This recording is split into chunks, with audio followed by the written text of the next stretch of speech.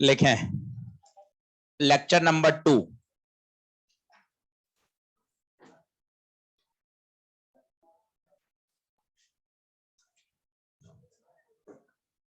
Online वाले बच्चों देख लीजिए, बोर्ड आवाज सब ओके तो चालू करूं पढ़ाना, चैट पे बता दीजिए। ऑनलाइन वाले बच्चों बोर्ड आवाज वीडियो ऑडियो क्लियर है तो बता दें, चैट पे बता दीजिए। अजीत कुमार, मोहित, क्लियर है भाई? चलो लिखें। आज का लेक्चर बहुत जबरदस्त इंटरेस्टिंग है और बहुत फंडामेंटल लेवल पर जाके बात करेंगे।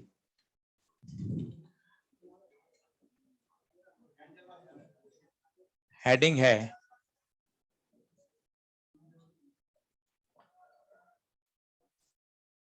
apparent depth।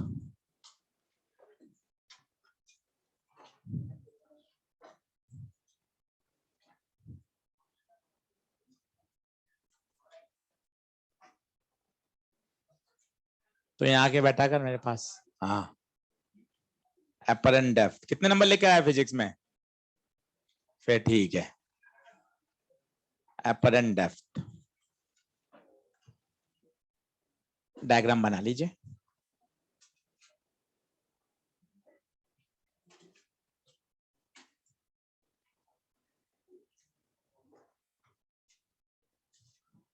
टेंथ क्लास से पढ़ा हुआ है, बातें सारी सुनी हुई तो हैं, बहुत इसको फंडामेंटल लेवल पर शानदार कर लीजिएगा आज। कॉइन,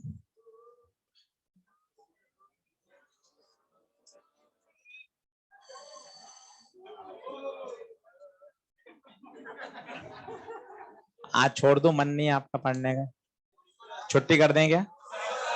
चलो बता दिया करो आप मुझे। लिखें, डायग्राम बना ले।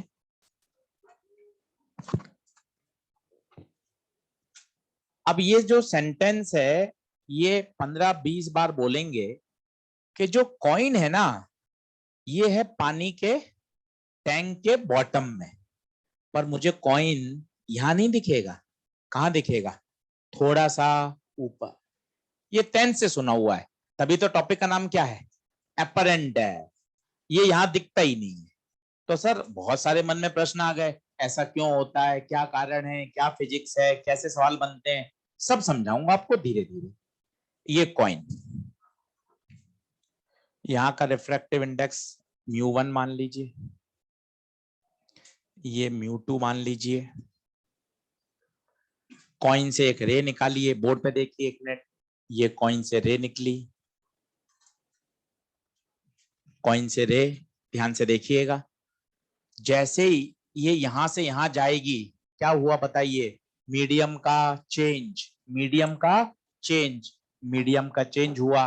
डेंसर से रेरर जाएगी, बताइए नॉर्मल से अवे। ध्यान से सुनते जाइए। जैसे ये आंख में जाएगी ऑब्जर्वर की, ऑब्जर्वर को ये रे ऐसे बेंट महसूस ही नहीं होती। ऑब्जर्वर को ये रे कहीं पीछे से आती हुई महसूस होगी, और यही बच्चों क्या बनेगी? कॉइन की इमेज।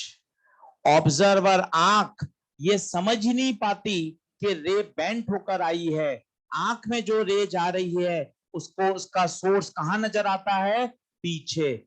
इसलिए कॉइन अपनी एक्चुअल डेप्थ में नहीं, थोड़ा सा ऊपर उठा हुआ दिखाई देता है। वही टॉपिक का नाम है एपरेंट डेप्थ। आज 1.5 घंटा यही सुनना है। अब पहला तुरंत आ गया, सर क्यों होता है ऐसा? क्यों होता है ऐसा? कारण सुनिए। होने का कारण है रिफ्रैक्शन, ऑप्टिकल इल्यूजन। कॉइन कहां है? पानी में। आंख कहां है? हवा में। मीडियम क्या है? अलग अलग। इसलिए ऑप्टिकल इल्यूजन हो रहा है। दूसरा सेंटेंस बोलिए और मजा आएगा, धीरे धीरे बिल्ट होगा कॉन्सेप्ट। अगर मैं आपको, हम सबको पानी के टैंक के अंदर ले जाऊं, पूरा का पूरा, सेंटेंस सुनिएगा, अब कॉइन वहीं दिखाई देगा। कारण बताइए क्यों? अब ऑप्टिकल इल्यूजन होगा ही नहीं। कारण बोले, पानी टैंक कॉइन पानी में है और हमारी आंख भी पानी में चली गई। अब इल्यूजन नहीं होगा, there is no change in medium. अब दिमाग थोड़ा सा और खुश हुआ, अच्छा ये आंखों का धोखा होने का कारण क्या है? Change in medium. और बेहतर बोलिए, कॉइन किस में? पानी में। ऑब्जर्वर की आंख किस में? Due to change in medium optical illusion हो रहा है। तीसरा थॉट सुनिए और मजा आ जाएगा।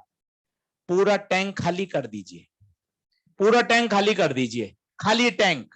कॉइन अभी भी कहां है? बॉटम में। बता कहां दिखेगा? बॉटम में ही दिखेगा। ये आर्ग्यूमेंट से फिजिक्स बढ़िया समझ में आती है। अब बता कॉइन वही क्यों दिख रहा है? क्योंकि टैंक खाली है, मतलब बोले तो कॉइन हवा में ही तो है टैंक के अंदर, और हमारी आंख भी हवा में है। अभी भी किसी प्रकार का इल्यूजन नहीं होगा। तो एक थॉट समझ में आया पिछले 5 मिनट में, सर ये जो आंखों का धोखा हो रहा है इसका कारण है चेंज इन, और टॉपिक का नाम भी तो यही है, रिफ्रैक्शन। What is refraction? जब लाइट एक मीडियम से दूसरे मीडियम में जाती है तो अपने पाथ से बेंड हो जाती है। देख देख वहां देख, लाइट आई ब्लू कलर की, मैंने रंग भी बदल दिया सूझबूझ से। देखो रिफ्रैक्शन के बाद उसका रंग ही बदल दिया। इसका नाम अब क्या हो गया? रिफ्रैक्टेड रे। अभी तक पता है इसका नाम क्या था? Incident ray. नाम को समझिए, इवेंट। यहां पर क्या हुआ? एक इवेंट। इवेंट क्या होता है सर? इवेंट, यहां पर एक लाइट का फिनोमिना हुआ। क्या फिनोमिना हुआ बताइए? आंसर है रिफ्रैक्शन। और रिफ्रैक्शन के बाद अब इस रे का नाम इंसिडेंट रे रही ना, क्या हो गया? Refracted rays. बात को समझने की कोशिश करें और सोचिए, इस आंख को ये रे यहां से आती हुई दिखेगी नहीं, आंख इस फिनोमिना को नहीं पकड़ पाएगी। आंख को लगेगा इस लाइट रे का सोर्स कहीं पीछे रहा होगा, और इसको यहां कॉइन की क्या दिखने लगेगी? इमेज। क्या बात समझ आ रही है? लिखते चलेंगे, धीरे धीरे आती जाएगी। चलिए, ये डी, इसे बोलते हैं D O. What is D O?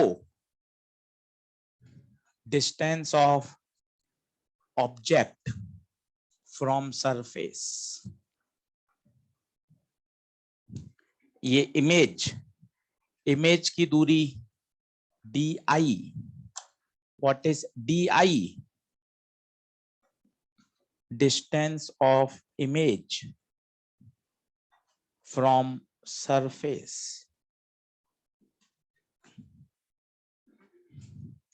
Distance of image from surface.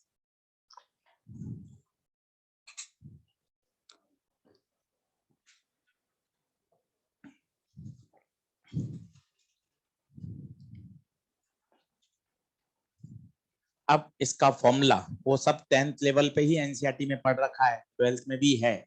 Derivation में नहीं जा रहे समय की कमी के कारण, सिर्फ कॉन्सेप्ट पे जा रहे हैं और numerical. D I upon D O बराबर म्यू2 बाय म्यू1। और बहुत कठिन नहीं है, 10वीं में पढ़ लिया था एपरेंट डेफ, इसलिए डेरिवेशन में ऐसा कोई खास नहीं है, तो 3 मिनट बचाना चाहते हैं। डी आई बाय डीओ बराबर म्यू2 बाय म्यू1।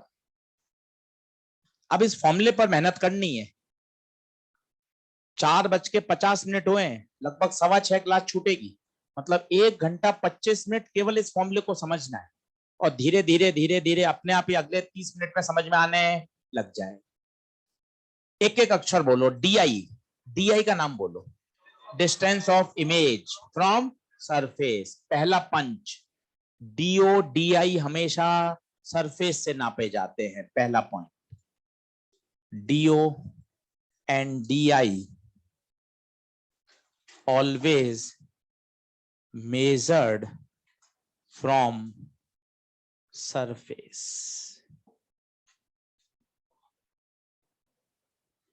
बंद है क्या? बोला तो रिमोट लेकर आया था।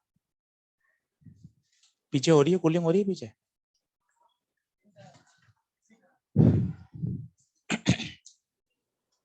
तो पहला कॉन्सेप्ट, डी आई डीओ कहां से नापे जाएंगे बच्चों?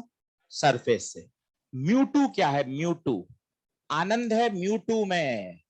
म्यू2 सुनिएगा ध्यान से, रिफ्रैक्शन होने के बाद, रिफ्रैक्शन होने के बाद एनर्जी जिस मीडियम में गई,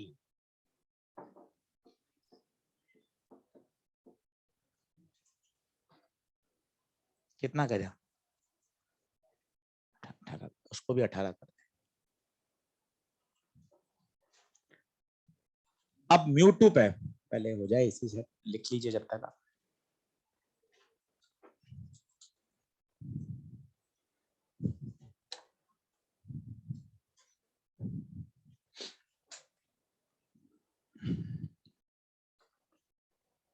अब ना बात म्यू2 पे करिए।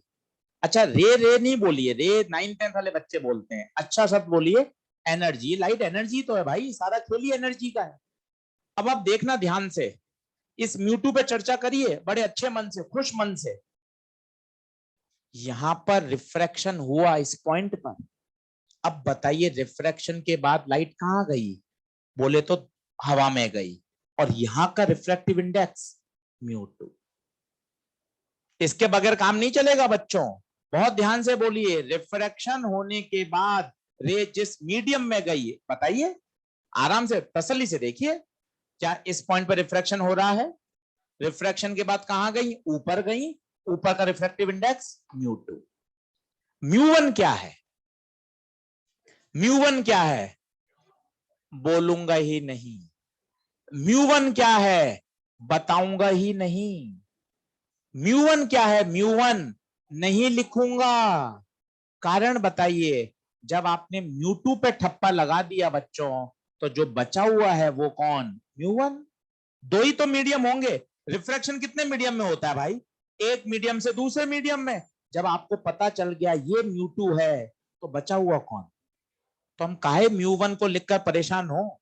आप तो अटैक ही किस पे करिए 200%, म्यू2। सर दो में से अगर एक म्यू2 है तो बचा हुआ, ना म्यू1 को लिखिए ना म्यू1 को बोलिए। आज लेक्चर नंबर 2 है, 25वें लेक्चर तक म्यू1 का नाम नहीं लिखाऊंगा, क्योंकि अपन को चर्चा ही किसकी करनी है।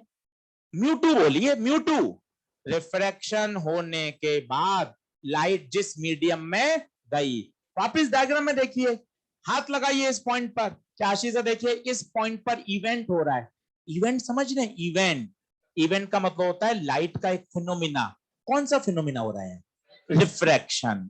इवेंट हो रहा है, और इस इवेंट के बाद बताओ एनर्जी कहां चली गई, ऊपर दूसरे मीडियम में, वहां का नाम म्यू2। बोलो क्लियर है। एक क्वेश्चन करिए, धीरे धीरे धीरे छोटे छोटे सवालों से कॉन्सेप्ट बढ़ाते हैं। पहला सवाल, find the position of image in the given situation. कोई जल्दबाजी मत करना, 4-5 सवाल समझना। एक बार फंडामेंटल आ जाएंगे ना बच्चों, इसलिए बहुत धीरे धीरे आपको लेके चल रहा हूं कि एक बार ऑप्टिक्स की बातें आपको समझ में आए। न्यूमेरिकल तो कभी भी कर लेंगे भाई, कभी भी एक्सेलेट कर लेंगे चीजों को, पर एक बार बेसिक समझ में आ जाएगा ना, तो आपको क्या न्यूमेरिकल करने में मजा आएगा। हाँ सर मुझे बातें समझ में आ रही। डायग्राम बनाइए, ये टैंक है, यहां कॉइन है,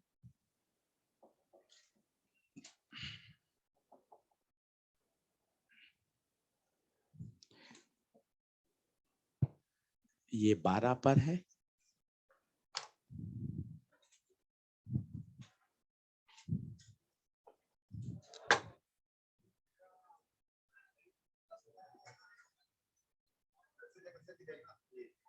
चाय भिजवाओ।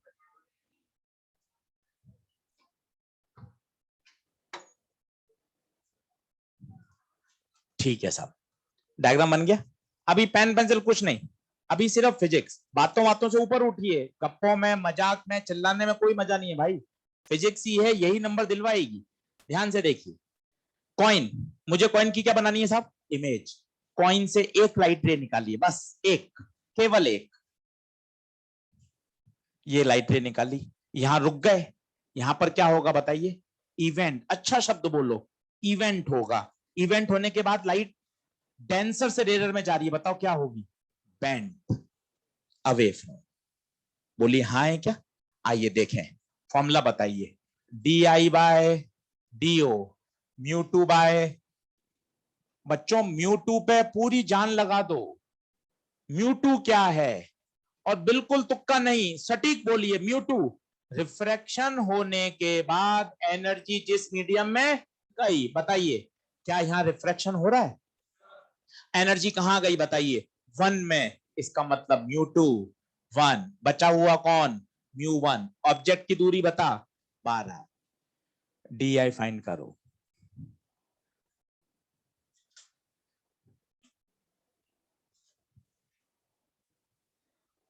म्यू टू वन, क्योंकि रिफ्रैक्शन के बाद रेज हवा में गई। देखो डायग्राम बनाओ। आंसर कितना?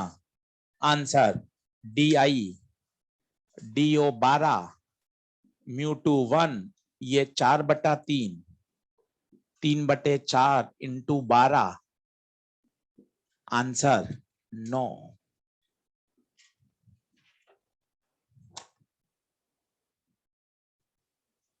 अब आप देखते जाना यार, फिजिक्स कितनी मजबूत है साहब। ये तो है मैथ्स की जुगाड़बाजी, फॉर्मूले में वैल्यू पुट करी क्रॉस। ये फिजिक्स नहीं है, ये तो मैथ्स है। ये तो आपने मैथ्स करी है, जोड़ बाकी गुणा भाग। फिजिक्स देखना, फिजिक्स भी ये बताएगी आंसर 12 से कम आएगा। देखना फिजिक्स की सुंदरता देखिए। ये कॉइन से रे निकली, बताइए यहां क्यों रोक देते हो आप सर? क्यों रोक दी?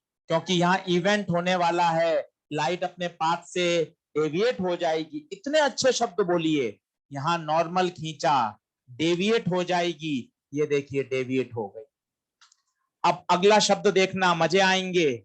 क्या ये रेस कहीं आगे जाकर मिल रही है क्या? इसका मतलब इमेज रियल नहीं। इमेज कैसी बनेगी? वर्चुअल। आगे नहीं मिलेगी, टक टक टक टक टक पीछे मिलेगी। खुद बताइए। आंसर आया 12 से कम, कितना? 9 सेंटीमीटर। 9 सेंटीमीटर। देख लीजिए आप इस रे डायग्राम में, इसको कोई मतलब नहीं है क्या हो रहा है। इसने तो बेसिक फिजिक्स लगाई, अवे हो गई, अवे जाके इसको मिलाया। आंसर कॉइन की जो इमेज है वो कहां बनी? ऊपर। आंसर 12 से कम आया। देख लीजिए आंसर कम है, कितना? 9। अब आशीष सर आपने एक बड़ा कठिन शब्द बोल दिया, virtual image, real image. Sir ये मेरे 10वीं से डाउट हैं, वर्चुअल कौन, रियल कौन। अब इस पर बात करता हूं 20 मिनट, पहली बार। ऐसा 3 बार बात करूंगा हर 3-3 दिन में, ताकि आपको वर्चुअल रियल की फील करा सकूं। इससे भी अच्छा शब्द है सर, आशीष सर हमने पूरा ऑप्टिक्स पढ़ा हुआ है। पूरे ऑप्टिक्स में सारा खेल ही किसका है? ऑब्जेक्ट और इमेज का। यही सवाल आने अभी 4-5 दिन बाद, जब लेंस आ जाएगा, मिरर आ जाएगा, इसकी इमेज बताओ, इसका ऑब्जेक्ट कहाँ है, इसकी इमेज कहाँ है। अब बिल्कुल बेसिक बात सीखते हैं। पेन पेंसिल छोड़ दीजिए, सब लिखा हुआ है, सब बना दीजिए। ये ऑब्जेक्ट इमेज क्या होता है साहब? 10वीं से बोल रहे हैं, मैडम बोलती है, साइंस वाले टीचर बोलते हैं, आप मान लेते देखो ये ऑब्जेक्ट है, ये इमेज है। पर है क्या? ये कौन ऑब्जेक्ट है भाई? क्या है इमेज? आज सुनिए मस्त इसकी डेफिनेशन। ऑब्जेक्ट का डिसीजन आप और मैं नहीं लेंगे। ऑब्जेक्ट का डिसीजन लेती हैं कौन? Incident rays. इमेज का डिसीजन कौन लेता है? Refracted raise. अभी रिफ्रैक्शन पढ़ रहे हैं इसलिए रिफ्रैक्टेड, 5-7 दिन बाद मिरर पढ़ेंगे तब कौन आएगा? Reflected raise. और अच्छा, इंसिडेंट रे नहीं, point of intersection of incident raise. शब्द उर्दू के हैं मुझे पता है, पर 15 मिनट लगेंगे, ये हिंदी में कन्वर्ट हो जाएंगे। और ये है point of intersection of refracted rays. पता है अच्छे शब्द सुनोगे तो हमेशा मजा आएगा, अभी इसका जुगाड़ समझा दूंगा तो मजा नहीं है। फिजिक्स तो अपने शब्दों में ही सुंदर है। इमेज का डिसीजन कौन ले रहा है? रिफ्रैक्टेड रेज, और रिफ्रैक्टेड भी नहीं, point of intersection of refracted rays. अब इस पर चर्चा करो। पहले तो बताओ इसमें रिफ्रैक्टेड रे कौन है, नीली या लाल?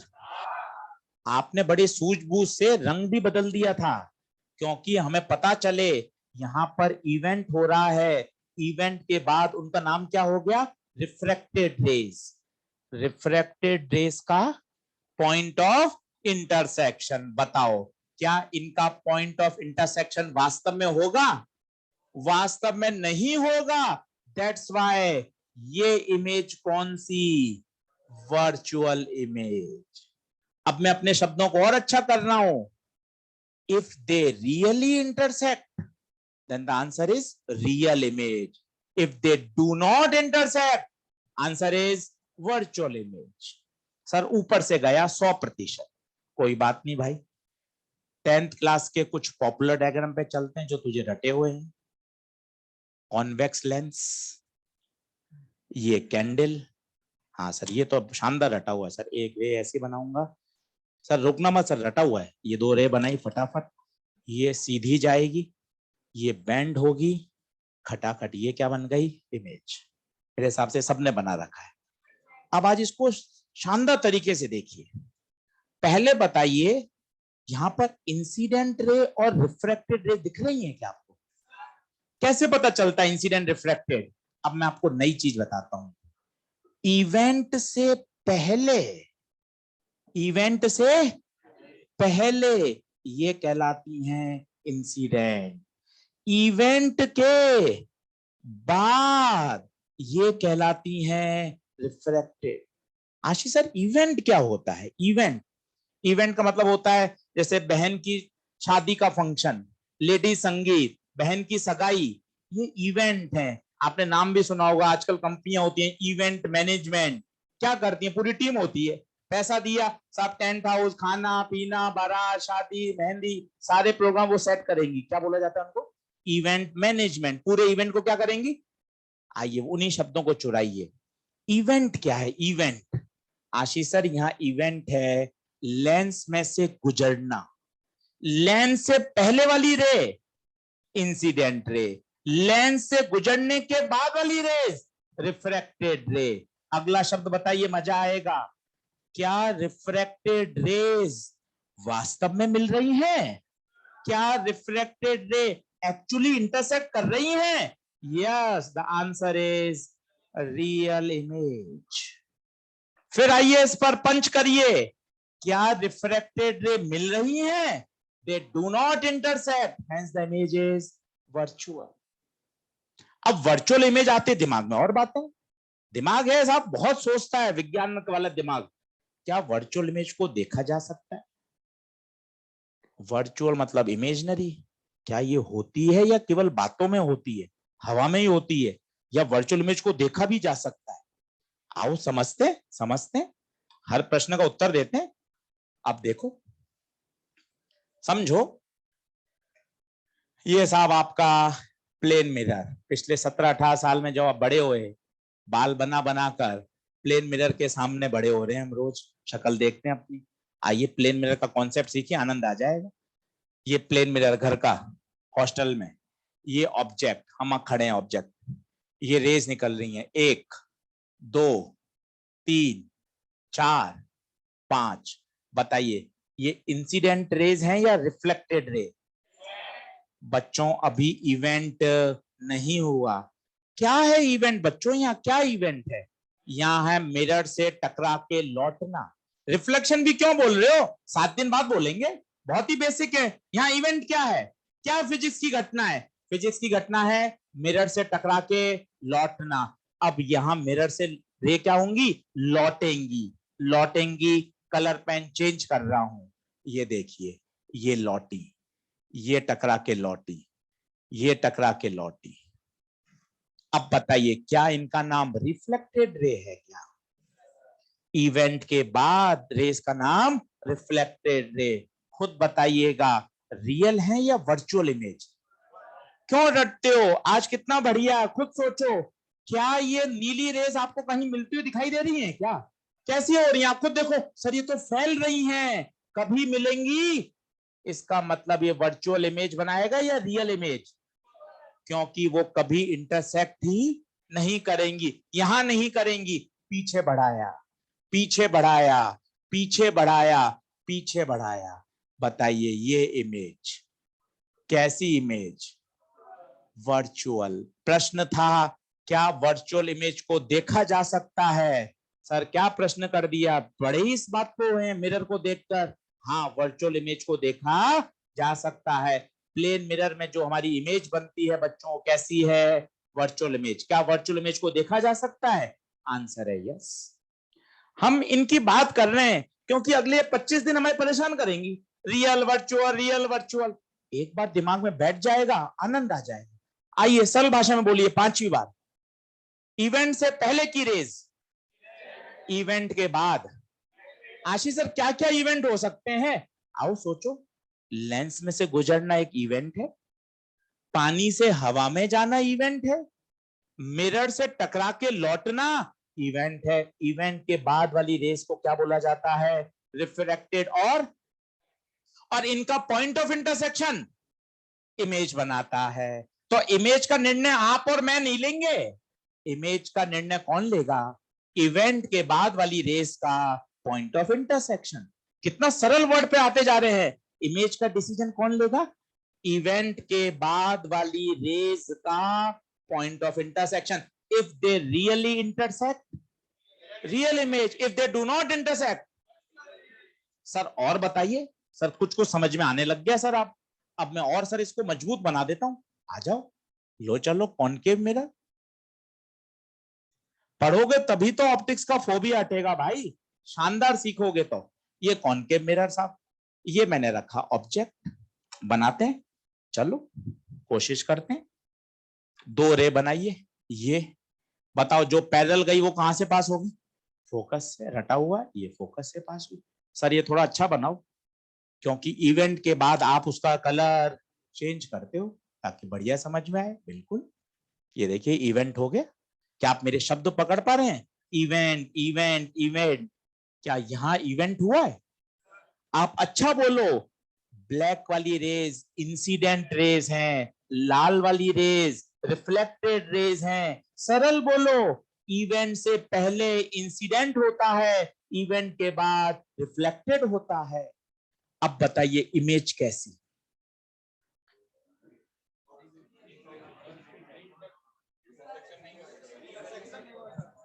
इमेज कैसी?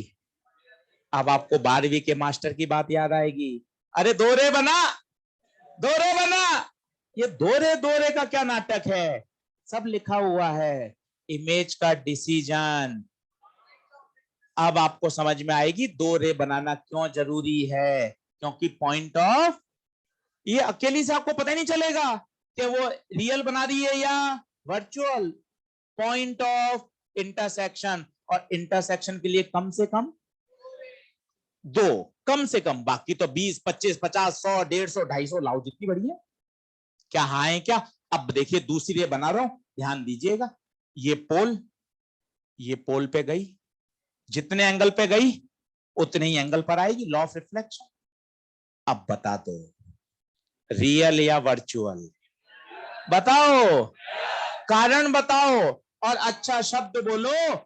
इवेंट के बाद, आशीष सर, इवेंट के बाद जो लाल रंग की रेज हैं वो रियली इंटरसेक्ट कर रही हैं, hence the image is real. Hence the image is real. अब बच्चों बताओ क्या कुछ रियल वर्चुअल की फील आ रही है? 3 बार बोलूंगा, ये आज पहली बार बोला है। 3 दिन बाद फिर बोलूंगा, फिर 3 दिन बाद बोलूंगा। 3 बार में आपको एक कहानी इतनी मस्त सेट हो जाएगी कि यार ऑब्जेक्ट इमेज क्या है। क्योंकि मुझे 25 दिन इससे खेलना है, तो यार इसकी आत्मा तक जाकर समझना पड़ेगा ना कि इमेज होता क्या है। इमेज क्या है? इमेज सर बहुत बढ़िया है। इमेज का डिसीजन आप और मैं नहीं लेंगे। मैं 17 साल में नहीं ले पा रहा भाई साहब, 17 साल हो गए मुझे ऑप्टिक्स पढ़ाते हुए। इमेज का डिसीजन मैंने किस पे छोड़ रखा है? इवेंट के बाद होने वाली रेज का पॉइंट ऑफ इंटरसेक्शन। कितना मस्त है। यहां इवेंट के बाद वाली रेज नीले रंग की, नीले रंग का पॉइंट ऑफ इंटरसेक्शन इमेज, क्या वो वास्तव में मिल रही है? Hence virtual image. लाल रंग की रेज क्या वास्तव में मिल रही है? Real image. लाल रंग की रेज क्या वास्तव में मिल रही है? Virtual image. लाल रंग की रेज वास्तव में मिल रही है, रियल इमेज। फिर दूसरा प्रश्न, सर वर्चुअल है, वर्चुअल क्या सर वर्चुअल को देखा जा सकता है क्या? वर्चुअल का मतलब सपने में सर, मैं भी सोचता हूँ सर, 5-7 मिनट इमेजिन करता हूँ सर। इमेजिनेशन सोचिए सर, मैं रोज इमेजिन करता हूँ सर, याद करिए। इमेजिनेशन में तो सर मतलब मैं सर, तो सर वो इमेजिनेशन और ये इमेजिनेशन में अंतर है क्या आशीष सर? बिल्कुल अंतर है। वर्चुअल इमेज को देखा जा सकता है सर। उदाहरण से पुष्टि करिए इस बात की। प्लेन मिरर, हम पिछले 17-18 साल से जो मिरर के सामने खड़े होकर अपने बाल बना रहे हैं, वास्तव में बच्चों कौन सी इमेज है?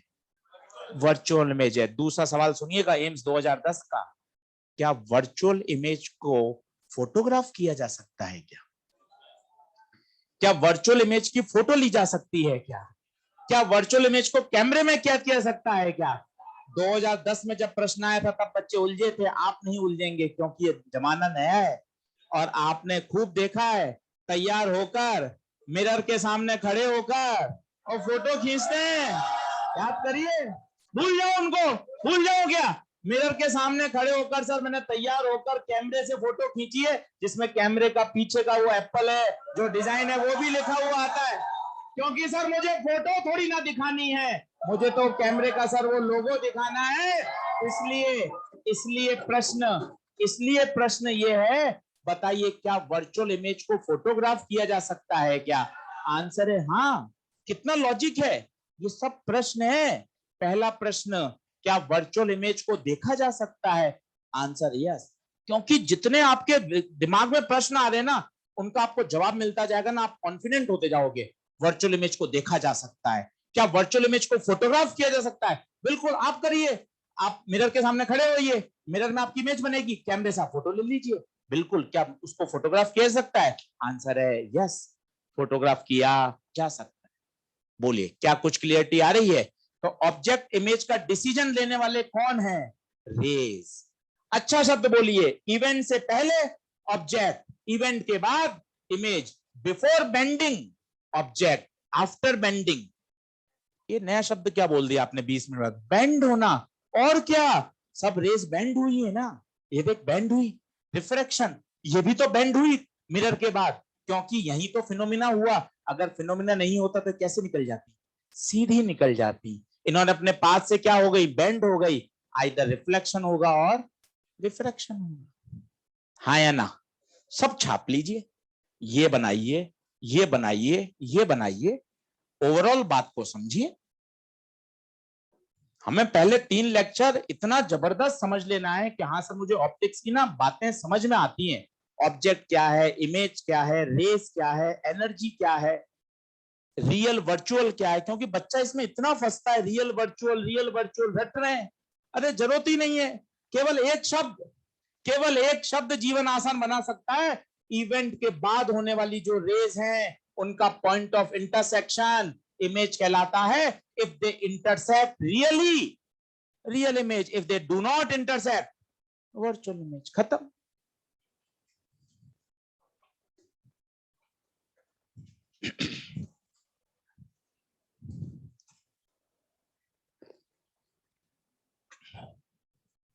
बराबर आओ। 3 बार बोलूंगा ये पूरी कहानी, ये 24 मिनट की कहानी है।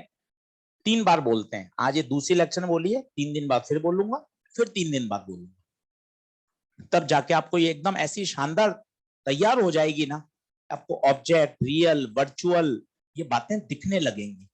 कोशिश करना इवेंट के बाद वाली रेस का रंग अलग बनाना, अलग पेन से बनाना कोशिश करना, ताकि आपको मजा आए कि हाँ आशीष सर यहाँ घटना हो रही है। यही तो फिजिक्स की घटना हम पढ़ रहे हैं। अगले 25 दिन में पढ़ेंगे क्या? यही तो इवेंट पढ़ने हैं। बहन की शादी के इवेंट होते हैं, मेहंदी का अलग इवेंट है, लेडी संगीत अलग है, फेरे का इवेंट अलग होता है। ये इवेंट है। और इवेंट के बाद रेस का रंग बदल गया, और उनका नाम भी बदल गया। इवेंट से पहले उनका नाम क्या था? इंसिडेंट। और इवेंट के बाद आइदर रिफ्रैक्टेड और रिफ्लेक्ट।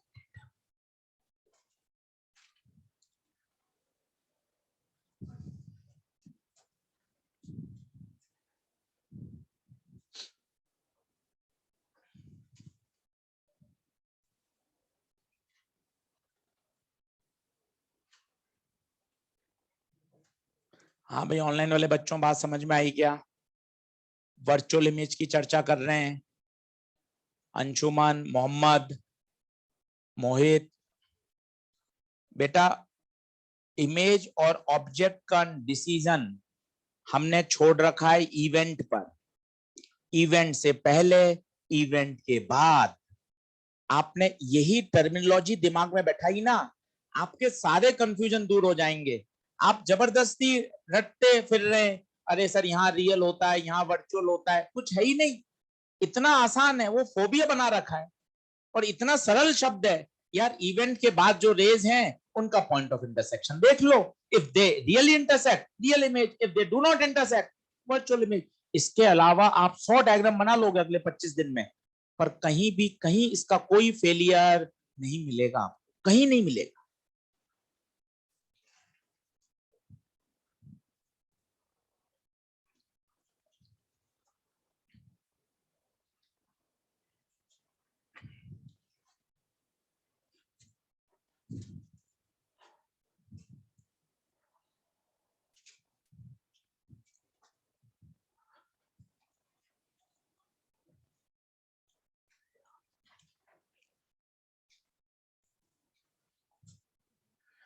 अगला बोलूं क्वेश्चन?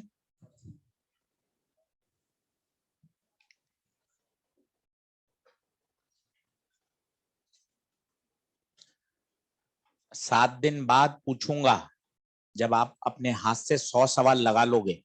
मुझे तो पहले से पता है, आपसे पूछूंगा। पिछले 8 चैप्टर में से सबसे आसान लगेगा आपको ये। Electro, current, capacitor, magnet, EMI, AC, सबसे आसान। अभी नहीं, अभी आप पहले 150-200 सवाल लगा लो 10 दिन में। 10 दिन बाद फिर ओपन डिस्कशन करें, और आपको खुद को लग जाएगा, अरे सर मैं यूं ही डर रहा हूं, यूं ही भाग रहा हूं चैप्टर से। सर इतनी आसान बातें हैं और बहुत लॉजिकल रीजनिंग। 150 सवाल कर लो, फिर चर्चा करेंगे एक दिन 15 मिनट। आपके खुद का मन से आएगा, अरे सर पिछले 8 चैप्टर में तो पता नहीं इतना सोचना पड़ता था, ये तो बड़े मतलब यूं मस्त सवाल हैं, खटाखट सवाल देखते ही क्लिक करता है, सर ये लगाना है।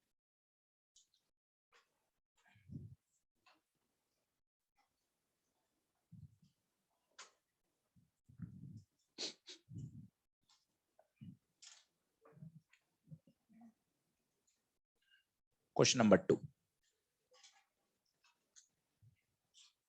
फाइंड आउट द, रुकूं क्या? जल्दी आओ, जल्दी आओ, 1 मिनट और लो।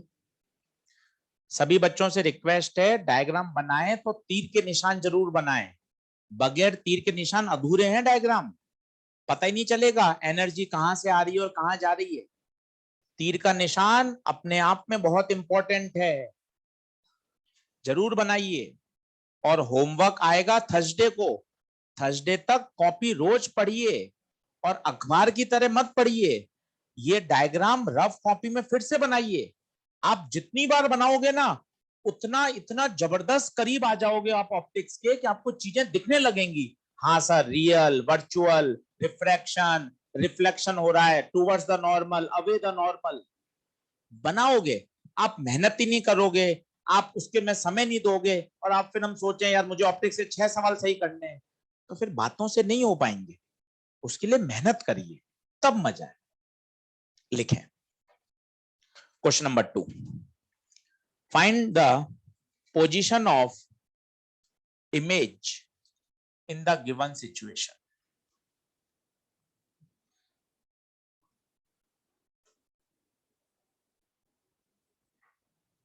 बहुत मस्ती से क्वेश्चन देखिए, और अभी समझते हैं। सॉल्व तो मैं कर ही लूंगा सर, इतना होमवर्क दोगे। अभी एक बार समझा दो, बढ़िया डायग्राम बनाओ, सब समझा दूंगा मस्त।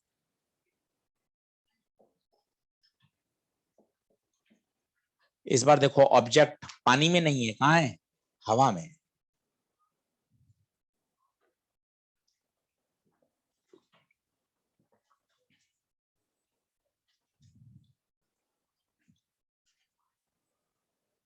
अब मुझे क्या बनानी है, इमेज। अब ध्यान से देखिए, मत अटेम्प्ट करिए, सिर्फ समझो मन से। फॉर्मूला लगाना है di/do बराबर μ2 बाय μ1। सर मुझे आज आप सिर्फ μ2 समझा के भेज दो, आज मेरा भी टारगेट यही है मन से, मैं आपको सिर्फ μ2 समझाना चाहता हूं। अब μ2 का नाम बोलो सब मिलकर, μ2 रिफ्रैक्शन होने के बाद लाइट जिस मीडियम में गई, अब आपको एक रे निकालनी पड़ेगी। रे कहां से निकालेंगे, हमेशा ऑब्जेक्ट से, हमेशा रे कहां से निकलेगी, ऑब्जेक्ट से। देखता जा, ये रे, पेन का कलर चेंज कर, यहां नॉर्मल खींचा, रेडर से डेंसर टूवर्ड्स नॉर्मल, बस खत्म, काम इतना शानदार। इसको हाईलाइट कर। क्यों आशीष सर ये बिंदु हाईलाइट क्यों कर रहे हो, यही तो इवेंट हो रहा है लाला। कौन सा इवेंट है, बोल शब्दों में, हवा से पानी में जाना। रिफ्रैक्शन तो बहुत कठिन शब्द है, नहीं बोल पा रहा, 5 दिन बाद बोलूंगा, सरल शब्द तो बोल। हवा से पानी में जाना इवेंट हो गया। अब बताओ इवेंट के बाद रेस कहां गई, पानी में गई। बोले तो μ2 कितना, 4/3, μ2 4/3। अब μ1 तो मैंने आपको बोला नाम लिखाऊंगा ही नहीं ना बोलूंगा, जो बच गया वो μ1। कौन बच गया, 1, ये 1। dio ऑब्जेक्ट की दूरी 24, di फाइंड करो, करो।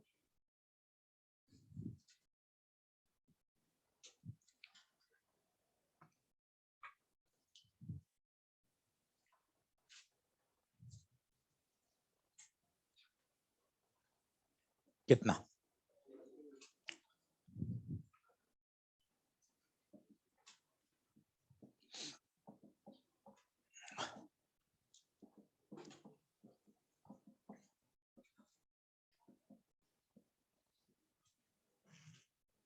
बोलो।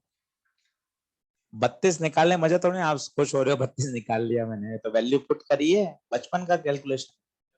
मजा डायग्राम से आएगा, डायग्राम देखिएगा, डायग्राम इतनी जबरदस्त सपोर्ट करेगा कि आंसर 24 से ज्यादा। देखना आप, देखना तो सही ब्यूटी को, और क्या यार, हमें तो अब इसी में सुंदरता नजर आती है। अब तो ये देखिए आप, रेडर से कहां जा रहे हैं, डेंसर में, रेडर से डेंसर, कहां मुड़ जाओगे, टूवर्ड्स द नॉर्मल। अब रियल वर्चुअल पे भी कमेंट करना है, बड़े होइए, सरल शब्द बताने, सरल, ठीक है, बिल्कुल सरल। पहला प्रश्न, इवेंट के बाद वाली रेस का कलर बताएं, इवेंट के बाद वाली रेस का कलर ब्लू, ठीक है। दूसरा प्रश्न, बताओ ये ब्लू रेज क्या फैलती हुई हैं क्या, इसका मतलब ये कभी आगे जाकर मिलेंगी, इसका मतलब दे डू नॉट रियली इंटरसेक्ट, इसका मतलब इमेज कैसी, वर्चुअल। कहां रटने की जरूरत है, रे डायग्राम सब कुछ कह रहा है। आप देखो ना, ये नीली वाली रेस जैसे जैसे आप नीचे ले जाओगे ये फैलती जाएंगी, ये कभी भी मिलेंगी नहीं, इसका मतलब रियल इमेज तो बन ही नहीं सकती। क्या करें, क्या करें, इनको पीछे बढ़ाएं, पीछे बढ़ाएं। अब आप देखना, आप कितना भी गंदे से गंदा डायग्राम बना लो, आपकी इमेज ऑब्जेक्ट से ऊपर ही आएगी, जो बताएगा आंसर 24 से ज्यादा। देख ले भाई, 24 से, आप देखो ना, इसको ये नहीं पता था कि 32 आंसर है या 24 से कम है, इसने तो बेसिक फिजिक्स लगाकर ही बता दिया कि उत्तर 24 से ज्यादा आएगा, और आ भी रहा है। इमेज कहां बन रही है, 24 से ज्यादा पर। बनाइए, इमेज के बारे में कमेंट करिए, इमेज कैसी, वर्चुअल।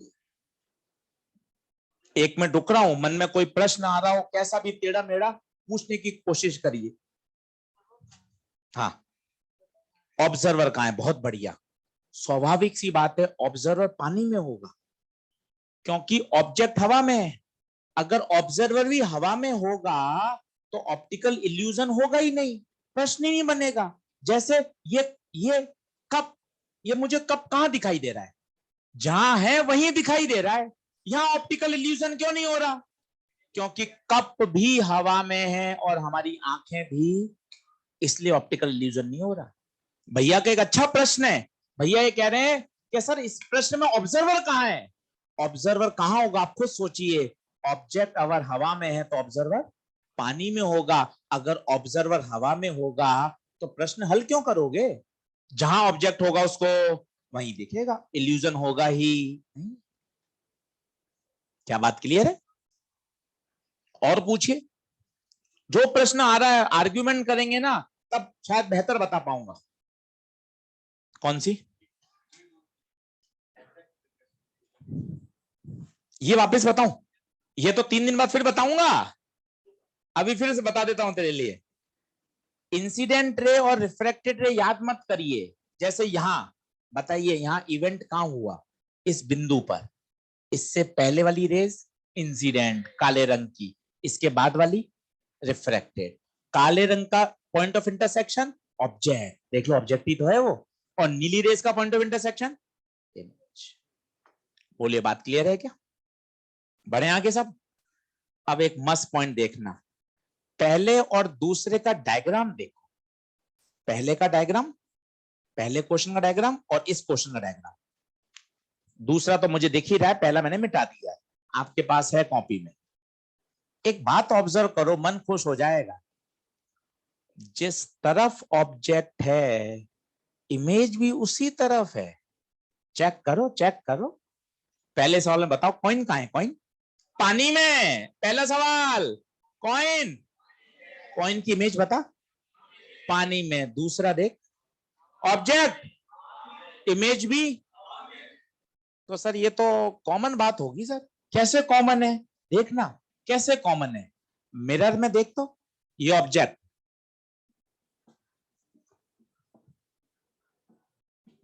बता तो क्या ऑब्जेक्ट और इमेज एक तरफ है क्या?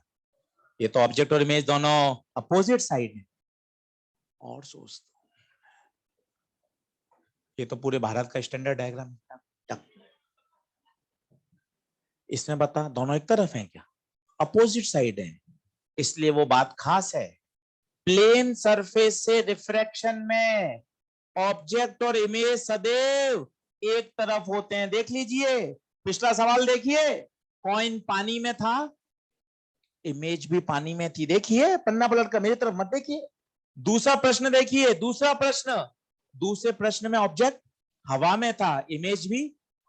ये डायरेक्ट लिखवाने में समझ में नहीं आती, जब डायग्राम बनाता है ना बच्चा, तब उसको लगता है हाँ यार बात तो सही कह रहे हो आप, जिस तरफ ऑब्जेक्ट है इमेज भी उसी तरफ है, जिस तरफ ऑब्जेक्ट है इमेज भी। तो इस बात को नोट लगा के लिखिए, काम आएगा भी सवालों में। लिखो, in case of refraction from plane surface, in case of refraction from plane surface। अच्छा ये क्या हेडिंग आ गई sir, refraction from plane surface. आजा देख, देख, जहां इवेंट हो रहा है वहां की सरफेस प्लेन है। 3 दिन बाद बच्चों ये सरफेस कर्व्ड हो जाएगी, जो कि बाद में 6 दिन बाद लेंस बन जाएगी। लेंस क्या प्लेन सरफेस है क्या? कहाँ है प्लेन, कैसी है? कर्व। तो अच्छा बोलिए सर, ये फॉर्मूला जिसके साथ मैं खेल रहा हूं, ये फॉर्मूला किसका है? Refraction from plane surface. 3 दिन बाद सरफेस लाला कर्व्ड हो जाएगी, फॉर्मूला डरावना हो जाएगा। Mu two by V, mu one by U, mu two minus mu one by R. तो दिमाग खोल के रखिए कि अच्छा आप जो रिफ्रैक्शन पढ़ा रहे हो वो रिफ्रैक्शन कहां से है? Refraction from plane surface. अब लिखिए sentence, in case of refraction from plane surface, comma, object and image, object and image are always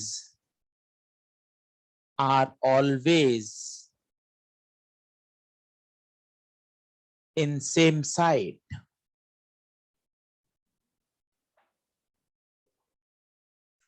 इस बात में बहुत गहराई है, ये प्रश्नों को हल करवाएगी आगे जाकर। इसलिए 1 मिनट का ब्रेक बनता है, यहाँ पर ब्रेक लीजिए, पानी पीजिए और इस सेंटेंस को पढ़िए पानी पीते पीते कि ऑब्जेक्ट और इमेज हमेशा दोनों एक तरफ होते हैं। जिस तरफ ऑब्जेक्ट इमेज भी उसी तरफ। अगर कॉइन पानी में है तो कॉइन की इमेज भी पानी में बनेगी, और अगर ऑब्जेक्ट हवा में है जैसा कि क्वेश्चन नंबर 2 में है तो उसकी इमेज भी हवा में बनेगी।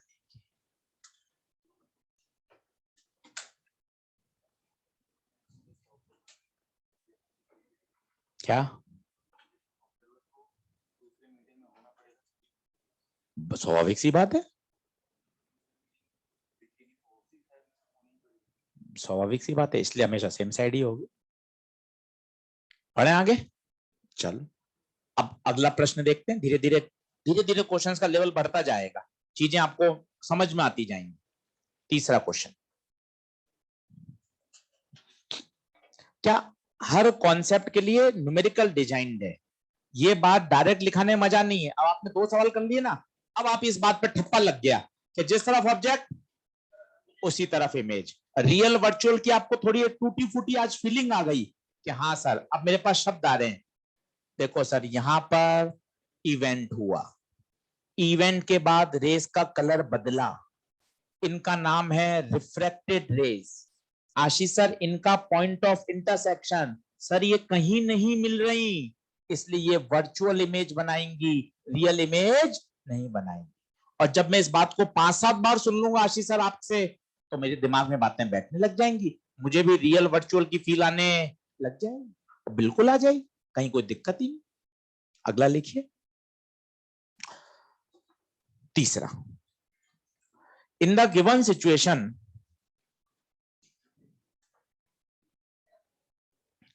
find the distance between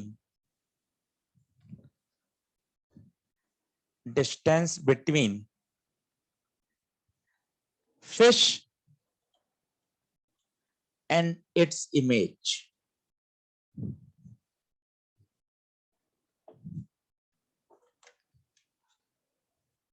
diagram बनाना, कुछ मत अटेम्प्ट करना, सिर्फ सोचना कि सर जो बात बोल रहे हैं उन बातों को क्या मैं समझ पा रहा हूं।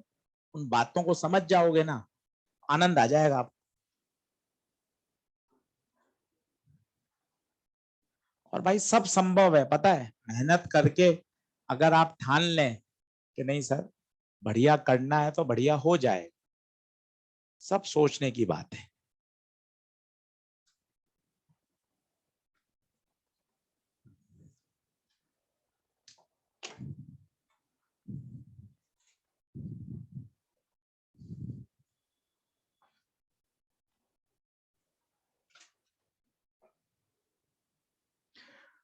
मोहम्मद साहिल कह रहे हैं सर अब समझ में आया रियल और वर्चुअल। मोहम्मद साहिल अभी समझ में नहीं आया, समझ में तो आएगा 3 दिन बाद, जब इस बात को और क्लियर करूंगा। मोहम्मद साहिल अभी खुश होगा, रे सर रियल वर्चुअल समझ में आ गया। और क्लियर होगा भाई, जब 15-20 सिचुएशन देख लोगे ना, तब रियल वर्चुअल की फील आएगी। सर रियल वर्चुअल होता क्या है, यूं ही भाग रहे हैं रियल वर्चुअल रियल वर्चुअल। बहुत फंडामेंटल बात है रियल वर्चुअल। चलो अभी तो छोटे छोटे प्रश्नों का जवाब दो। प्रश्न क्या है? Distance between fish and this image. पहला प्रश्न, फिश की इमेज कौन बनाएगा? छोटे छोटे सवालों में तो मजा है। फिश की इमेज कौन बना सकता है? आंसर है फिश खुद। और क्या, मेरी इमेज मिरर में कौन बना सकता है? जब तक मैं मिरर के सामने जाके नहीं खड़ा होऊंगा तब तक इमेज थोड़ी ना बन पाएगी। आप टेलीग्राम पे कितने भी वीडियो सुन लीजिए, आप कितने भी हैंडआउट प्रिंट आउट निकलवा लीजिए, जब तक मैं आपके सामने खड़ा होकर चिल्ला चिल्ला के आपको नहीं समझाऊंगा तब तक कैसे समझ में आएगी? पढ़ लीजिए, टेलीग्राम पे सारे वीडियो हैं, सारे के सारे हैं, पर उसमें थोड़ी ना मजा है। आपको एक सामने बैठकर ऑफलाइन क्लासरूम में आमने सामने आपकी आंखों से आंख मिलाकर जब चीजें समझाई जाती हैं तभी तो बात समझ में आ रही है। तो फिश की इमेज कौन बना सकता है? फिश की इमेज, फिश की इमेज फिश ही तो बनाएगी। कितना सरल उदाहरण है। मेरी इमेज मिरर में कौन बना सकता है? जब आशीष सर आप खुद मिरर के सामने जाके खड़े होगे तभी तो आपकी इमेज बनेगी। तो फिश की इमेज कौन बनाएगा? फिश खुद। इस सेंटेंस में भी मजा है। फिश खुद, it means fish is a object. और जैसी ऑब्जेक्ट पे ठप्पा लगा, काम हो गया। ऑब्जेक्ट से क्या निकाल दें? एक रे। क्यों आशीष सर एक रे निकालना क्यों जरूरी है सर? वापस उस फॉर्मूले पर आना। आज म्यू2 पे चर्चा करनी थी, भूल गए क्या? म्यू2 कौन है? म्यू2 कौन है? म्यू2 कौन है? रिफ्रैक्शन होने के बाद, रिफ्रैक्शन होने के बाद एनर्जी जिस मीडियम में गई, बताइए बताइए। यहां इवेंट हुआ, इवेंट के बाद कहां गई? हवा में, हवा में। तो म्यू2 कितना? 1। वापस धीरे धीरे बोलता हूं शब्दों को, मुझे पता है आज भी लेक्चर नंबर 2 है, 5-7 दिन सुनेंगे तब आप मेरे साथ ट्यून अप हो पाएंगे। फिश की इमेज कौन बनाएगा? आंसर है फिश खुद। सर इसका क्या मतलब है सर? फिश खुद का मतलब है fish act as a object. और सर जैसी ऑब्जेक्ट पे ठप्पा लग गया, रेज हमेशा कहां से निकलती है? ये देखिए रेज निकाली, रेज निकालते तेरा मन खुश हो गया। यहां पर फिजिक्स की घटना हुई और घटना घटित होने के बाद रेज कहां गई? हवा में। जहां जाती है वही तो कौन होता है? म्यू2। बोलो। म्यू1 बचा हुआ, म्यू1। ऑब्जेक्ट की दूरी 24। बताओ डीआई, बताओ डीआई।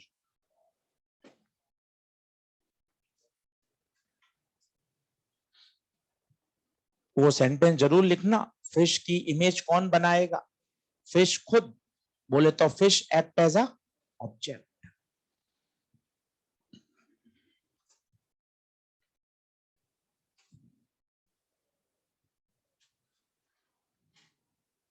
कितना आंसर? कितना?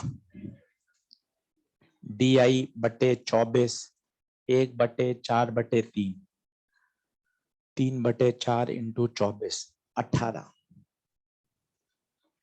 अभी 18 क्या है? सरफेस से। अब वो आपको पॉइंट मदद देगा।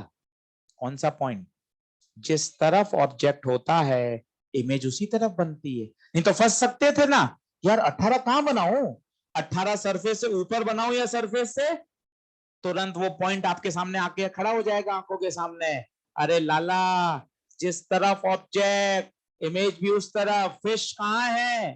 पानी में। तो फिश की इमेज भी पानी में बनेगी। हो गया प्रश्न। ये फिश की इमेज बनाइए dot dot dot dot dot dot करके। शानदार डायग्राम बनाइए फिश की इमेज। बताओ कितनी पर? कितने पर? 18 पर। आंसर ना तो 24 है ना 18 है। आंसर है फिश और इमेज के बीच की दूरी। बताओ कितना? डायग्राम में देखो, डायग्राम में ये 24, ये 18। ये पूछा है, ये पूछा है कितना? 6। समझो। मस्त डायग्राम बनाओ, बड़े बड़े। घर जाके वापस बनाओ। जबरदस्त मेहनत करो। पूरा जी जान लगाओ ऑप्टिक्स के 6 सवाल करने में। अब 18 आ गया। अब यार 18 के तो 2 विकल्प संभव हैं। सरफेस से ऊपर भी 18 संभव है और सरफेस से नीचे। पुरानी बात काम आ जाएगी। जिस तरफ ऑब्जेक्ट उसी तरफ इमेज। फिश कहां है? इमेज भी खत्म। बता, बात समझ आ रही है? फिर देख अच्छे से देख, ये कौन है? फिश। ये dot dot dot dot dot dot dot fish की इमेज। ये 24, ये 18, दूरी 6। डायग्राम जरूर बनाना।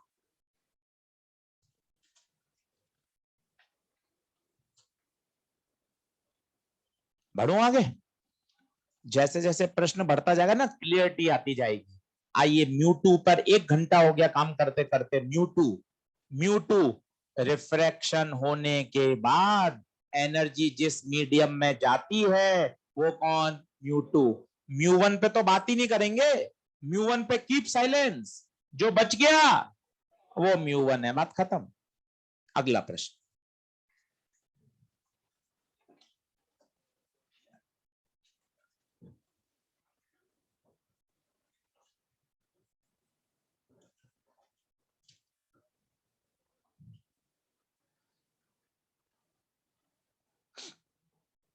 अब आते हैं बड़े फेमस प्रॉब्लम पे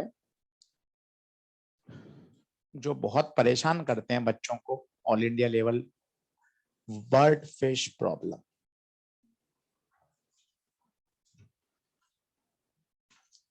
अब ध्यान से समझिएगा, ये एक कॉमन प्रोफाइल है जिसपे सभी बच्चे परेशान रहते हैं, पर आपने बहुत समझ ली ना तो आपको इसको रिवीजन की भी जरूरत नहीं पड़ेगी, इतना मस्त है, बस क्लियर हो जाए।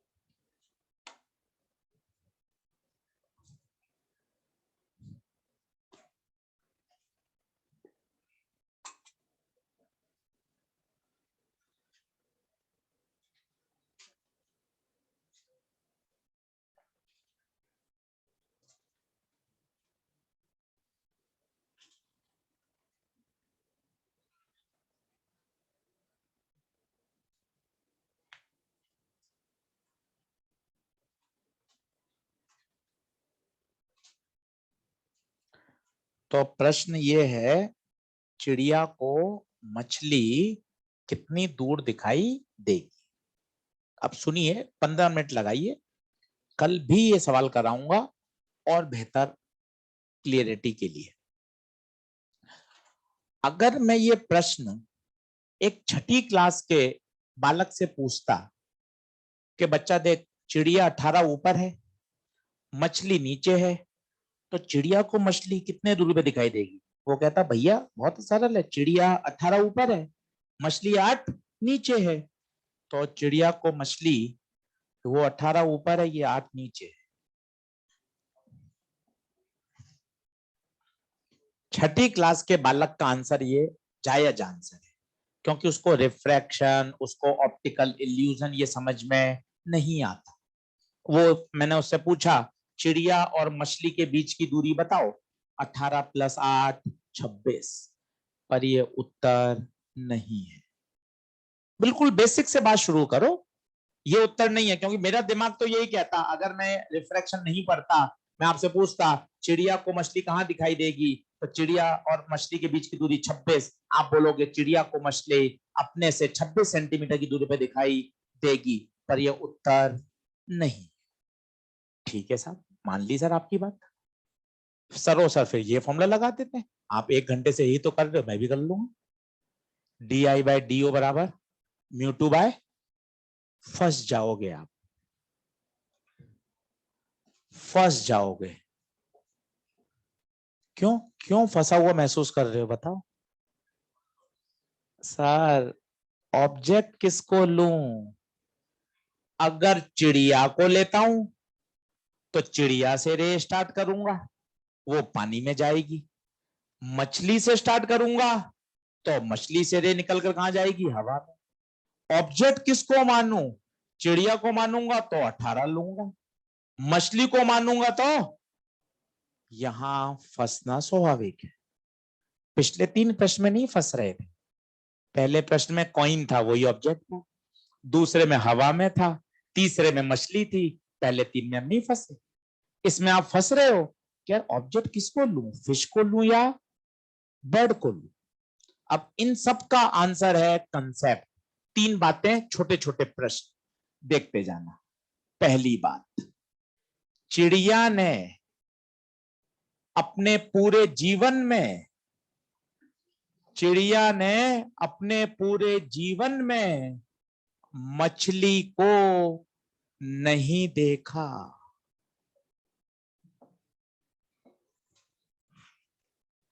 क्या बात कह रहे हो सर? समझो समझो, इसको फिजिक्स से जोड़ोगे तब चेहरे पे मुस्कान आएगी। अभी तो मजाक वाली मुस्कान है, फिजिक्स वाली मुस्कान के लिए मेहनत करनी पड़ेगी, वो मेहनत करिए। अब चलिए कॉइन वाले कॉन्सेप्ट पर, 10वीं वाले पर। टैंक, टैंक में पानी भरा हुआ है, कॉइन बॉटम में, आप छत पे घूम रहे हो, पूरे दिन आप छत पे घूमते रहो, आपको कॉइन नहीं दिखेगा। कॉइन की क्या दिखेगी? इमेज। कारण ऑप्टिकल इल्यूजन। कारण पानी में है कॉइन और आंखें कहां है? हवा में। Optical illusion. चिड़िया हवा में है, मछली पानी में है। चिड़िया मछली को देख ही नहीं सकती, चिड़िया किसको देखेगी बताओ? चिड़िया, दूसरी बात, चिड़िया किसको देखेगी? मछली की इमेज। बात कठिन लग रही है? तुरंत 10वीं में जंप लगाओ, आनंद आएगा। उस एग्जाम्पल को देखो जो तुमने खूब समझा है। टैंक, कॉइन, कॉइन है टैंक के बॉटम में, तुम हो बाहर, तुम्हें कॉइन नहीं दिखता, कॉइन की इमेज दिखती है। वही तो टॉपिक है, अपरेंट डेप्थ। जब तुम वहां समझ पा रहे हो तो यहां क्यों शर्म कर रहे हो? बोलो ना कि हाँ आशीष सर, यहां भी तो ऑप्टिकल इल्यूजन होगा। क्यों होगा ऑप्टिकल इल्यूजन?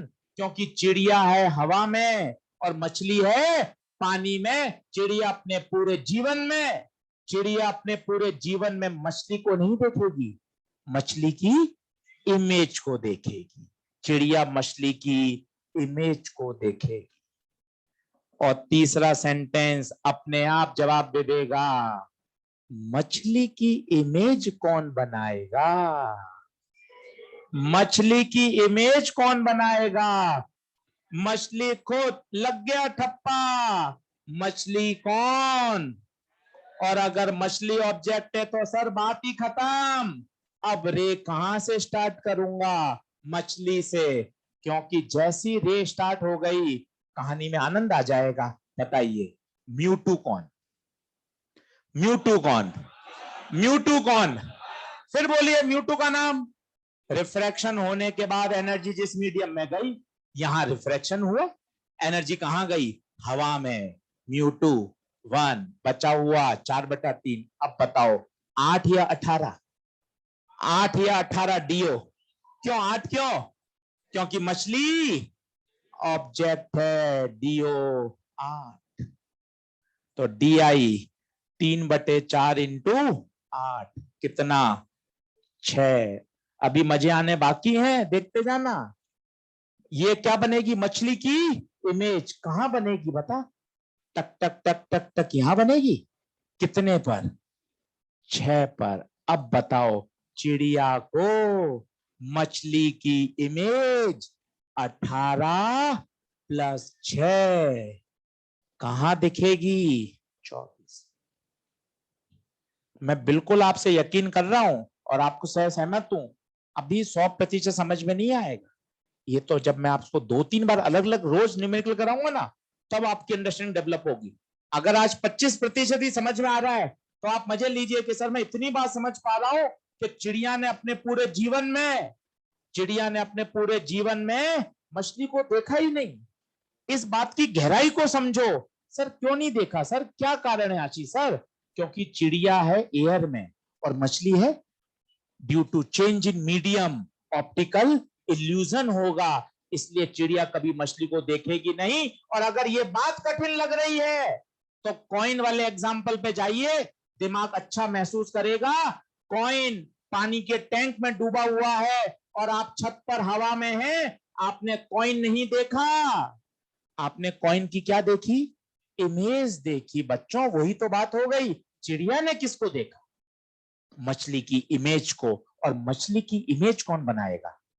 मछली खुद। इसका मतलब मछली एट पैसा खत्म, मछली ऑब्जेक्ट हो गया, प्रश्न ही खत्म हो गया।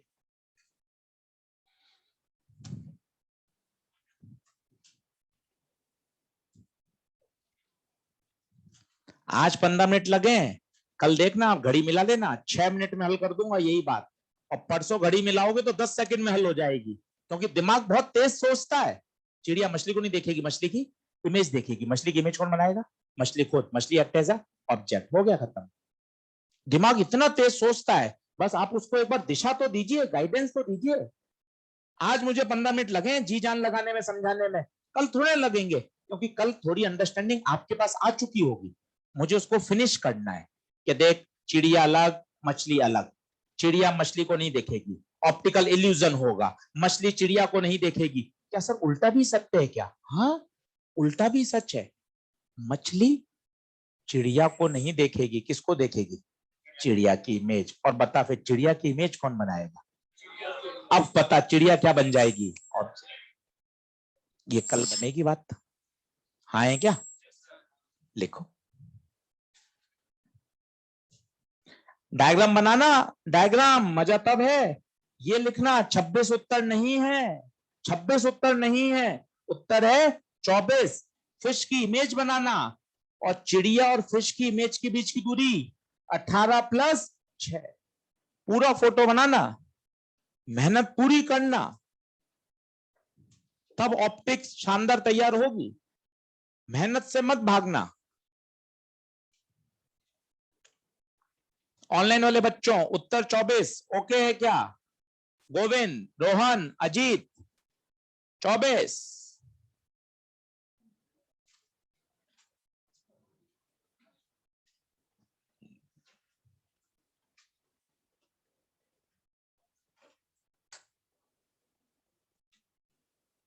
बढ़े आगे। अगला 5वां सवाल।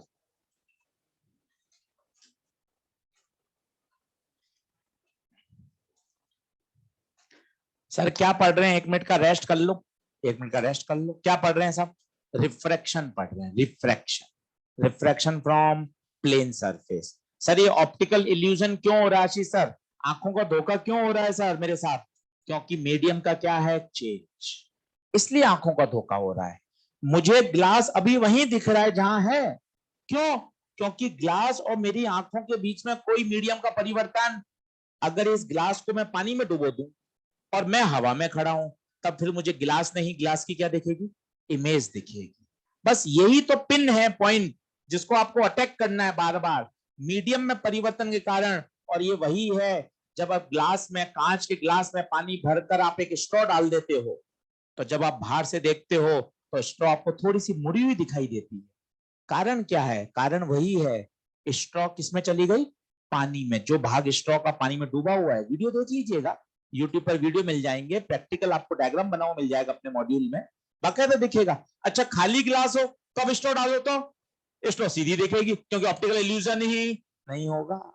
कितनी जबरदस्त बात है। और स्ट्रॉ डाल के पानी में डालकर बाहर से देखोगे तो आपको स्ट्रॉ कैसे लगेगी? टूटी हुई है, हल्की से बेंट दिखेगी। क्यों बेंट क्यों दिख रही है? Optical illusion, apparent depth. बोलो हाँ है क्या? अगला सवाल लिखो। In the given situation,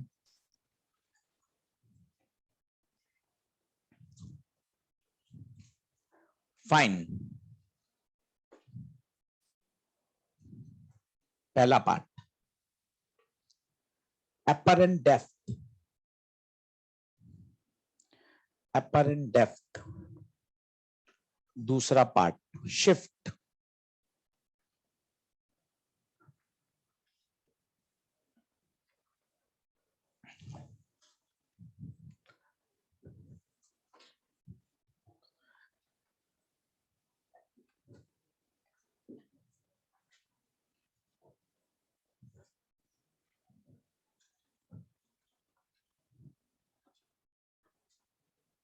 diagram बना लो। ये एक स्टैंडर्ड रिजल्ट है, जिसको याद करना भी फायदेमंद है। काफी सवाल जल्दी सॉल्व हो जाते हैं।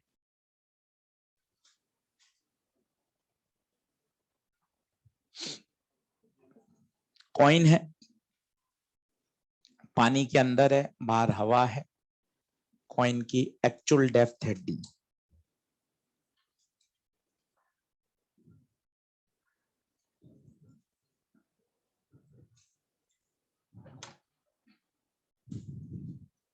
अब 5वीं बार मौका है, अब देखना बातें आपको समझ में आ रही होंगी, और घर जाके आपने इसको पढ़ लिया तो शानदार हो जाएगी बात। अब बताइए सरल भाषा में बोलते जाइए, क्या कॉइन वहीं दिखेगा क्या? कहां दिखेगा? थोड़ा सा ऊपर उठा हुआ दिखाई देगा ड्यू टू ऑप्टिकल इल्यूजन। कहां दिखेगा सर? उसकी गणित सर मैं फॉर्मूले से बता दूंगा Ashish sir, D I by D O बराबर mu two by mu one. Sir mu two पे चर्चा है सर, म्यू टू में बोल ही नहीं रहा हूं सर। म्यू टू रिफ्रैक्शन होने के बाद रे जिस मीडियम में गई, रे कहां से स्टार्ट करोगे? ऑब्जेक्ट से। कहां से? कॉइन से। केवल एक रे, केवल एक रे आपका जीवन बदल देगी, केवल एक रे। ये देखिए रिफ्रैक्ट हो गई, बताइए कहां गई? रिफ्रैक्ट होके कहां गई? हवा में गई। बोले तो म्यू टू 1। कहां से आई? म्यू से। D O D, then D I is D by mu. ये 10वीं क्लास का फॉर्मूला है, कई बच्चों को आप में से याद भी होगा। एपरेंट डेप्थ होता है डी बाय म्यू।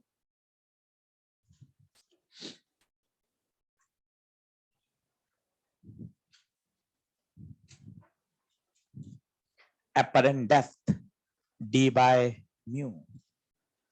याद करना अच्छी बात है, हम इसके अपोज में नहीं है, पर सिर्फ याद करना गलत है। आप इसको रट लोगे D by mu, D by mu, D by mu. अब पता है इसकी कमी है क्या? कमी है अब आपकी समझ आ चुकी है 1.25 घंटे में। आशीष सर ये तभी लग सकता है जब ऑब्जेक्ट पानी में हो, हवा में नहीं लगेगा। क्वेश्चन नंबर 2 देखो, क्वेश्चन नंबर 2 पे आओ, बताओ ऑब्जेक्ट कितनी दूरी पर है? क्वेश्चन नंबर 2 में बताओ ऑब्जेक्ट कितनी दूरी पर है? 24। डी रखा 24, म्यू रखा 4/3, 24 इंटू 3/4, आंसर आया 18। जबकि उसका आंसर कितना है देखो, फेल हो गया। क्यों फेल हो गया बताओ? क्योंकि उसमें ऑब्जेक्ट हवा में है। ट्रिक याद करो, कोई मना नहीं है, पर इतनी जबरदस्त याद करो कि सवाल गलत नहीं हो पाए। ये तब ही लग सकता है जब कॉइन पानी में डूबा हुआ हो। और बताता हूं, ये तभी लग सकता है जब दूसरी तरफ हवा हो। ये भी लिमिटेशन है भाई। अगर यहाँ हवा नहीं होगी ना तो यहाँ 1 नहीं आएगा, कुछ और म्यू आ जाएगा, आंसर ये नहीं आएगा। क्या 10वीं क्लास में मैडम को सर को इतना ही आता है? इस दिन उनका काम चल रहा है, एक तरफ हवा होती है और एक तरफ पानी होता है, डी बाई म्यू लगा लगा के आंसर आते रहते हैं। पर पता होना चाहिए इसकी क्या है लिमिटेशन। क्या बात समझ में आ रही है? हाँ, याद करना इसलिए फेमस है क्योंकि 3 बार आ चुका है परीक्षा, तो मैं ये 15 सेकंड भी क्यों खराब करूं? जब मुझे पता है ये 3 बार आ चुका है और इसको मैं समझकर याद कर सकता हूं, तो मैं 15 सेकंड भी क्यों खर्च करूंगा? 3 सेकंड में हिट करूंगा ना question.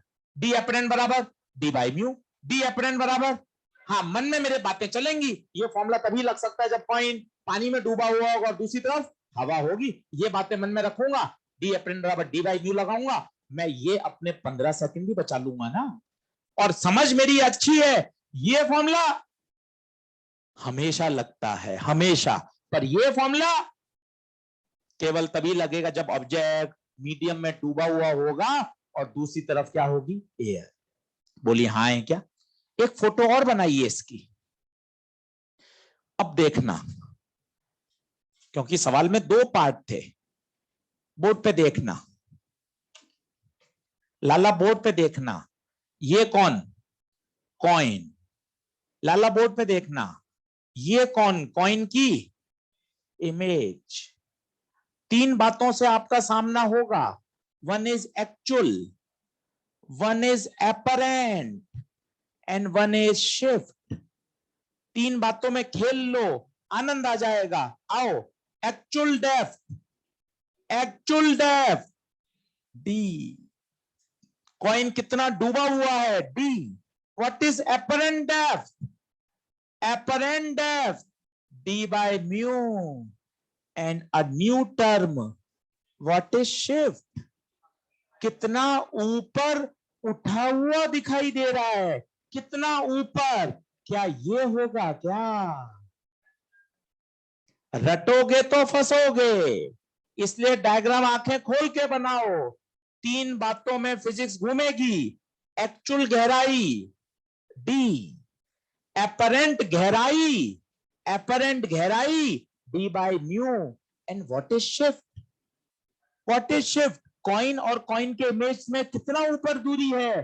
D minus D by. बढ़िया डायग्राम बनाओ, इससे 6 प्रश्न सॉल्व हो जाएंगे आपके, 6। और तीनों टर्म को दिमाग में घुमाओ। हाँ, कॉइन नीचे है, दिस इज एक्चुअल। कॉइन की इमेज थोड़ी सी ऊपर बनी, दिस इज एपरेंट। और कॉइन के इमेज की बीच की दूरी, जिसे सरल भाषा में बोले, कॉइन हमें इतना ऊपर उठा हुआ दिखाई देगा। Shift D minus D by mu.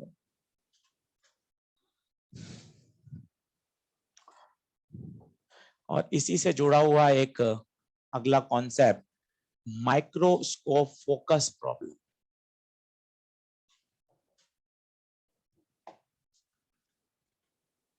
आराम से बना लीजिए और मुझे बताइए, क्या ये बात दिमाग में घुस रही है तो आगे बढ़ो।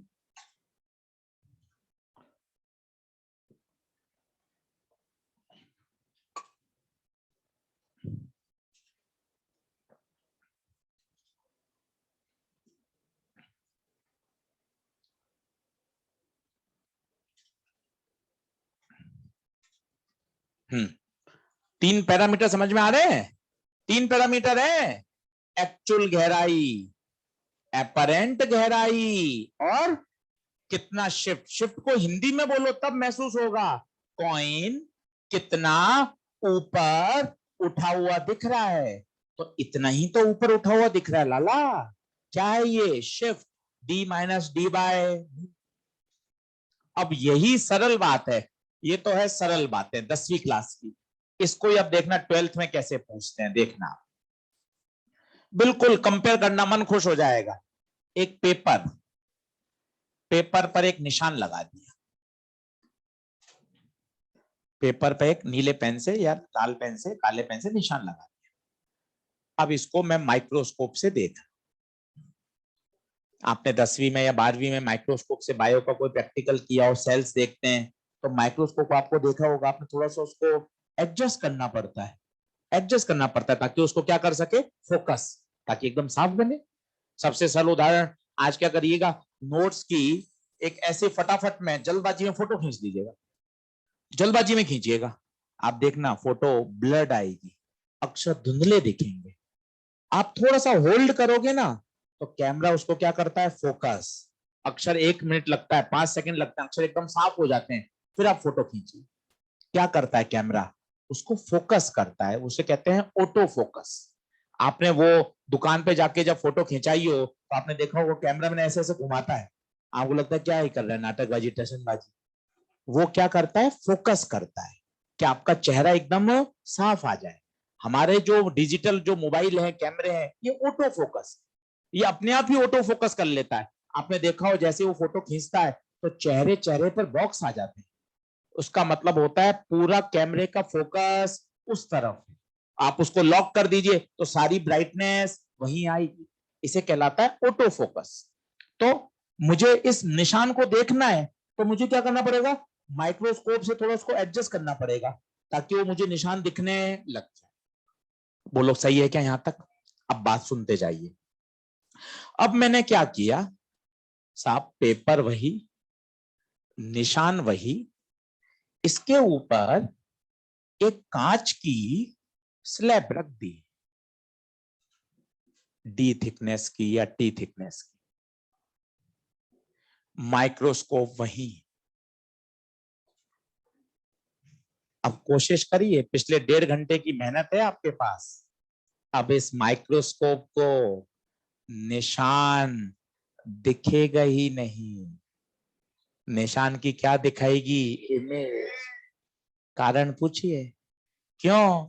क्योंकि निशान और माइक्रोस्कोप के बीच में ये मीडियम आ गया ना, ये वही तो है। ऑब्जर्वर और कॉइन के बीच में ये क्या आ गया, पानी। अगर टैंक को खाली कर दें, टैंक को खाली कर दें और कॉइन नीचे है, बताओ कॉइन कहां दिखेगा, वहीं दिखेगा। ये आज हो क्या रहा है, ये आंखों का धोखा ही तो हो रहा है। अब निशान और माइक्रोस्कोप के बीच में कौन आ गई, स्लैब, इसलिए इसको निशान दिखेगा ही नहीं। बताओ क्या दिखेगी, निशान की इमेज कहां बनेगी बताओ, थोड़ी सी ऊपर। इनफैक्ट आप तो ये बता सकते हो ये डी है तो ये डी बाय म्यू होगा, ये निशान की क्या बनेगी, इमेज। अब बताइए क्या माइक्रोस्कोप को फोकस वापस करना पड़ेगा क्या, हाँ। क्यों, क्योंकि माइक्रोस्कोप पहले किसके हिसाब से फोकस था, निशान के हिसाब से, पर अब तो निशान है ही नहीं। निशान की तो क्या है, क्या करना पड़ेगा, उसको खोलकर घुमाकर कहां ले जाना पड़ेगा, थोड़ा सा ऊपर। आप मेरी बात समझ पा रहे हो तो मैं फिर से बोलता हूं, मैं क्या कर रहा हूं, इस कॉपी की मोबाइल से फोटो ले रहा हूं, इतनी दूरी से मोबाइल के कैमरे ने इसको क्या करा, फोकस। अब मैंने अचानक से कॉपी दूर ले गया, क्या होगा आप सोचिए, क्या उसको फोकस फिर से नहीं करना पड़ेगा, करना पड़ेगा ना। अभी फोकस उसने किस हिसाब से सेट किया था, इतनी दूरी के हिसाब से। आप एकदम इसको दूर ले जाओगे तो अचानक से उसको फिर से क्या करना पड़ेगा, फोकस। क्या बात समझ पा रहे हैं, क्यों फोकस करना पड़ेगा बताइए, क्योंकि अब माइक्रोस्कोप को निशान दिखेगा ही नहीं, निशान की। आपको जब जब ये बात कठिन लगे ना, आप तुरंत 10वीं क्लास में कूद जाओ, कॉइन, पानी का टैंक, और बार बार बोलो मुझे कॉइन नहीं, कॉइन की इमेज दिखती है। यहां बोलने में क्या शर्म है, माइक्रोस्कोप को निशान नहीं, निशान की क्या दिखेगी।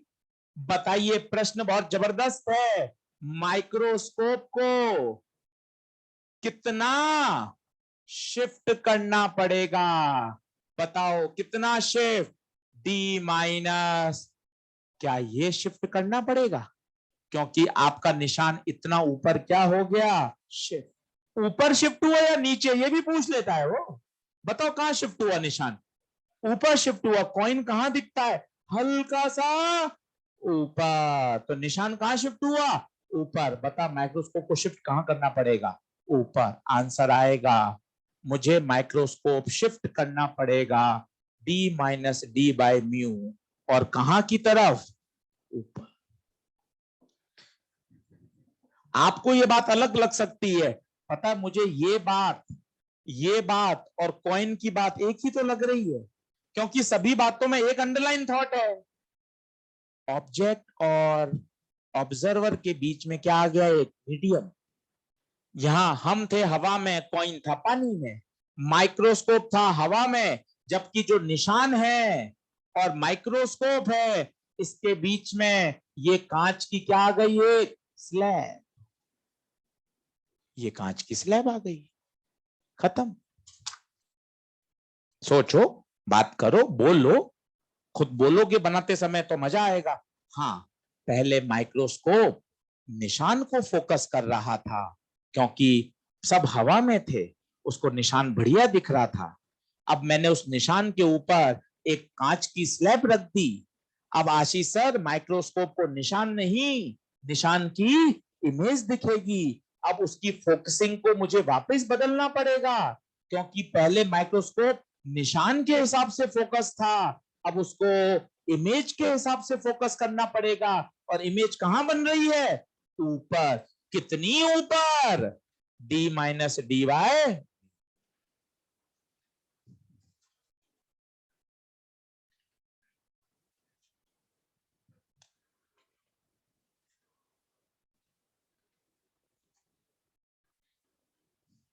क्लियर है बात, कल इसके आगे बढ़ेंगे।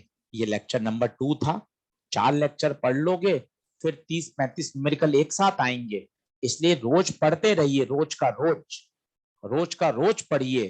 क्या आज आपने ये बातें सिखाई, कल मैं आऊं तो मेरे दोनों लेक्चर तैयार होने चाहिए, तब मजा है। हाँ बिल्कुल, सब आएगा, सब आएगा, ऑब्जेक्ट भी वर्चुअल होता है, इमेज भी वर्चुअल होती है, सब आएगा। हाँ भाई, ऑनलाइन वाले बच्चों बाय बाय, कल इससे आगे बढ़ेंगे। माइक्रोस्कोप वाली बात समझ में आ गई क्या? पहले माइक्रोस्कोप निशान को फोकस कर रहा था, अब निशान के ऊपर एक ग्लास की स्लैब रख दी गई। अब माइक्रोस्कोप को निशान नहीं, निशान की इमेज दिखाई देगी और उसकी फोकस को फिर से एडजस्ट करना पड़ेगा। अब माइक्रोस्कोप को घुमाकर ऊपर ले जाना पड़ेगा। कितना ऊपर ले जाएंगे? D minus D by mu. बोलो। चलो भाई, ऑनलाइन वाले बच्चों बाय बाय।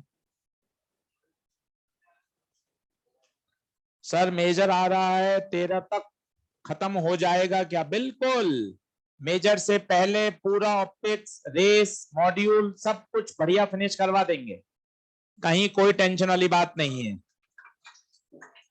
चलिए, धन्यवाद।